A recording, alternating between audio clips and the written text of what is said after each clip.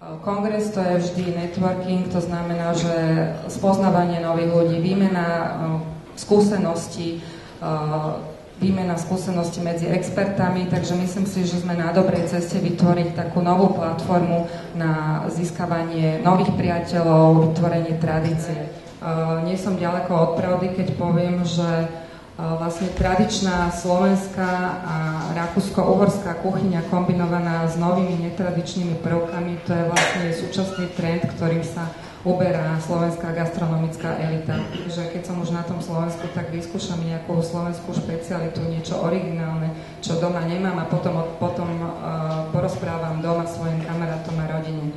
No a to je priestor pre vás, pre gastronomických profesionálov, pre šéf-kuchárov, cukrárov, vinárov, somelierov, aby ste ohúrili a očarili našich zahraničných hostí svojim umením, svojou kreativitou a pre nich neznámymi chuťami. Takže ja už nebudem zdržovať. Želám vám veľmi úspešný priebeh kongresu. Zahraničným hosťom želám príjemný pobyt na Slovensku a vám všetkým dobrú chuť a na zdravie. Ďakujem pani generálnej riaditeľke za uvítací príhovor a ja by som už prikročil teda k zahájeniu nášho Gastronomik Slovakia kongresu. All the vegetables will come from our own garden. Our restaurant is in the middle of Holland, 1 hour drive from Amsterdam. It's a regional farm. The younger the vegetables, the more flavor they have. One of the keys of our success that we have that Jacob Daan has achieved in 11 years. We braised it a bit with chicken stock. It's a very strong flavor. It's very nice to combine it with crustacea. So a nice color of the lemon skin. Not too long. And also, don't forget a bit of the baking oil. Then we have the vinaigrette, dill oil, and with the sushi vinegar, just to give it a bit of richness, and also to boost up the vegetables.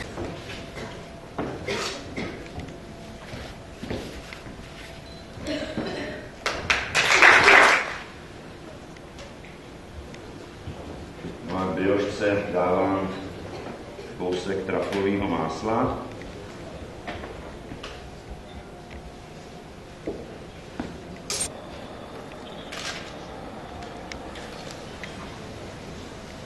Malý brambůrky, udělané rašelně.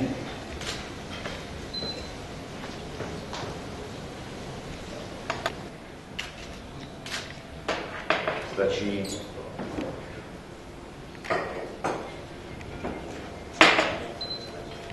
máslo proudá zeleninu. To si jenom přijde číšník a jsem tam takhle z toho naleje omáčku a je hotovo. Takhle jak to děláme my, ještě bych udělal jedno, ale nemám čas, takže...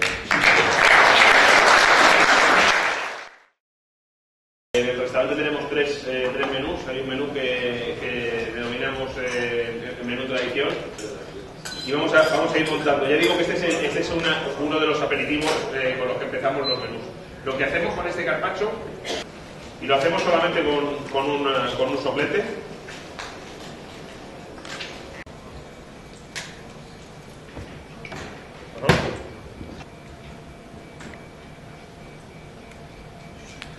Tostados, bañarla con la textura crujiente.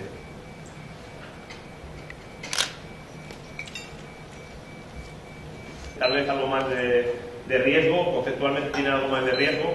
Siempre hay gente que los adora y gente que no les gusta tanto. Pero bueno, para eso tenemos 3 menús y cada uno puede elegir. Ponemos otra fina encima.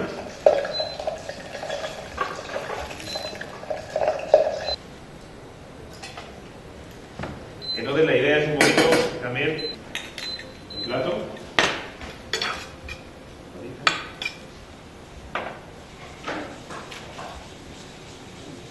Un pequeño tirabuzón de cebollino y ya está el segundo plato montado. ¿Okay? Y entonces lo hemos frito en ese aceite y lo que hacemos es terminar montándolo con con la proteína para luego pasar a napar el pescado.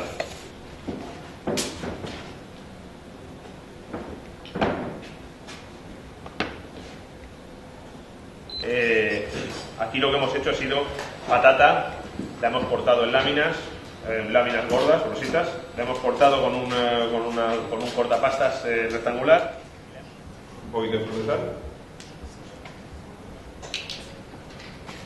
mozzarella hilada, deshilada, mezclada con nata, ¿ok?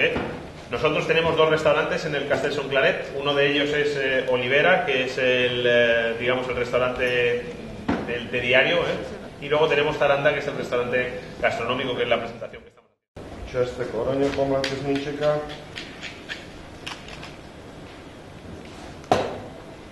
A tým, že to budeme podávať s lososom a so šparglou, ale dobre je, keď to trošku vymačkáte, aby tie eterické oleje sa z toho uvoľnili a vtedy sa nám lepšie vylúhuje chuť toho citróna do tej omačky.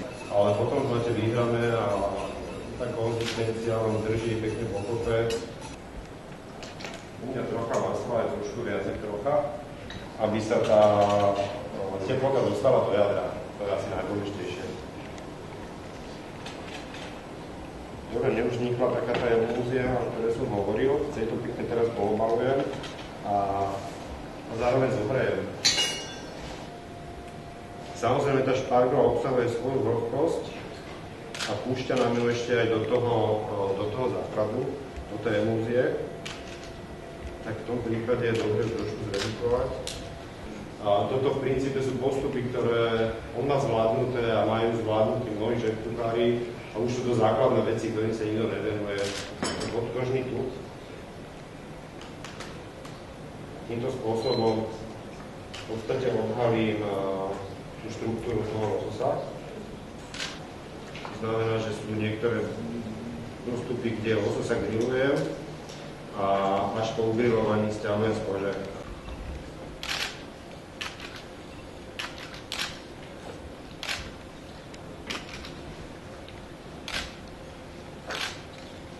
Na takéto dodekorovanie ešte nám tam pridajú aj trošku cibulovej chute a v princípe na tanieri máme 3 veci. Ďakujem za pozornosť. Donc il y a 3 poissons principalement. Nous avons du turbot de Méditerranée, de la dorade. Donc la dorade a été mis au sel, donc je l'ai faite mariner au sel, au piment, au thym, avec un tout petit peu de sucre. Donc elle va être servie crue, détaillée en fil de la main. Donc là on a fait une soupe de poisson, mais on en a tiré un consommé, c'est-à-dire qu'on l'a clarifié. Donc le consommé de soupe de poisson, on va y incorporer donc un peu d'anis. C'est un alcool typiquement local.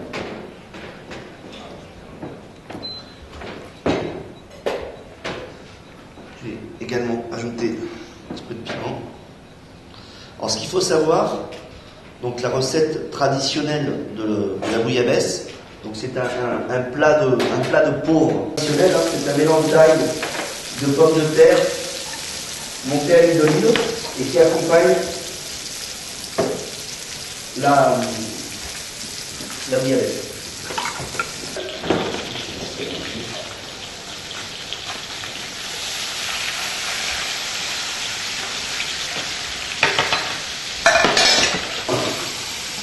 Là, je vais arroser le poisson avec le beurre noisette bien aromatisé.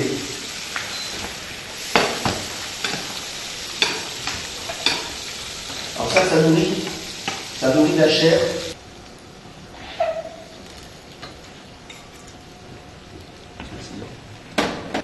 Alors les formes, la moutarde, hier j'étais au festival et j'ai dégusté des saucisses de viande épicées, cuites dans un petit barbecue à basse température avec du réfort et de la moutarde.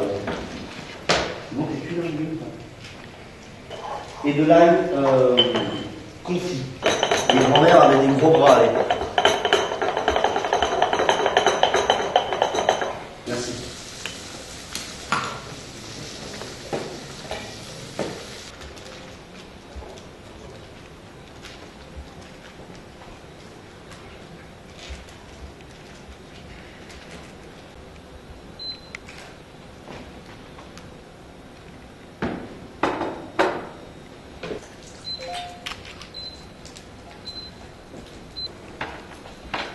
Alors, il y a une partie là qui est intéressante, ce qu'on appelle les bardes là, qui sont en fait la partie de la nageoire, plein de gélatine. C'est très goûteux, c'est pour moi la meilleure partie du poisson, quand on a un petit peu les joues. C'est un peu... dans la volaille, vous avez les solides, c'est-à-dire les parties qui sont sous les cuisses, très grasses, très onctueuses. Et là, c'est à peu près pareil avec les bardes. Pour amener du croquant, pour amener de la couleur, pour amener un petit peu de fraîcheur.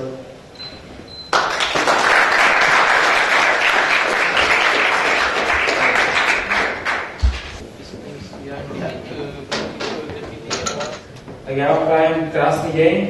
Pevne dúfam, že nie ste ešte všetci unavení, teda aspoň tí, čo tu ostali. Čo sa týka jedla, ktoré pre vás dneska budeme pripravovať, je to jedlo, ktoré vzniklo ako inšpirácia z mojej cesty z Ománu. Bol som tam asi pred rokom v jednom rezorte pripravovať také špeciálne meny. Na základe tejto cesty potom o pár mesiacov vzniklo vlastne ománske menu a toto je hlavné jedlo z toho.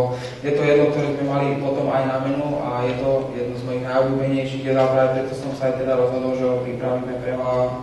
Jahniacie kotletky, ktoré boli zbavené blán a vlastne boli zrezané z kosti, z toho nám potom vznikla takáto rolka, takže keď klasicky kupujeme tie jahniacie kotlety, tak máme zhruba tých 8 kostí, máme jeden taký krásny filet, zhruba taký veľký ako panenka, toto je polovička z tohto. To len názorne som vám chcel ukázať, aby ste mohli vidieť. Potom ako to bolo vlastne oddelené, odplanené, oddelené od tých kostí, tak sme to zrolovali do folie, rovnomerne.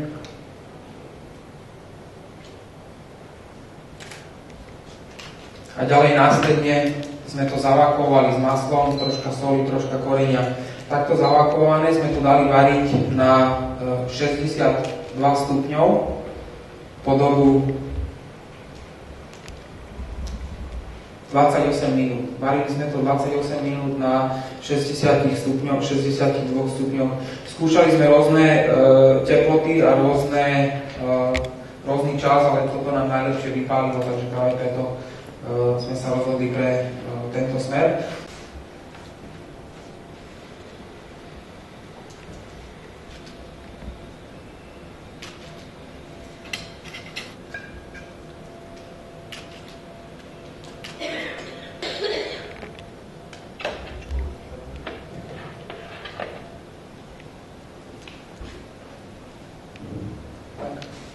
Je to ready.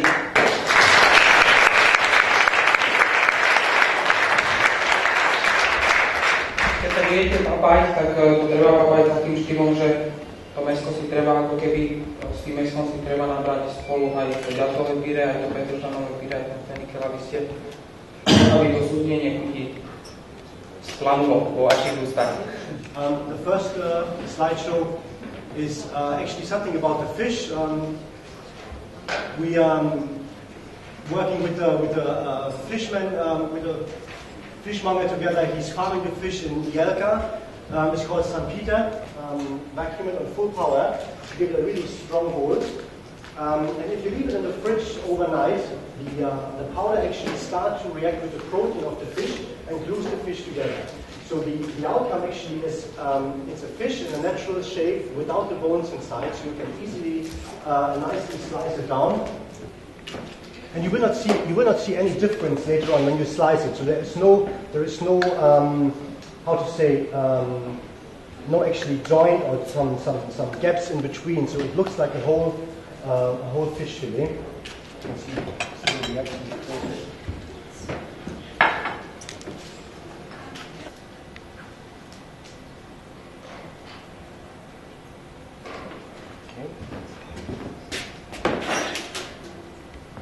And making a rapeseed oil out of it. So you have different textures on the plate with different aroma. We will see what will happen later on. It's a part of both. It's a part of the show effect, because if you're going out with this device to the guests in the restaurant, you're having a little side table, you're building up these little arrangements. This we're going to put on top. There's a little rubber seal. which creates kind of a vacuum. And you can see it takes 1 minute or 2 minutes maximum blast to your taste.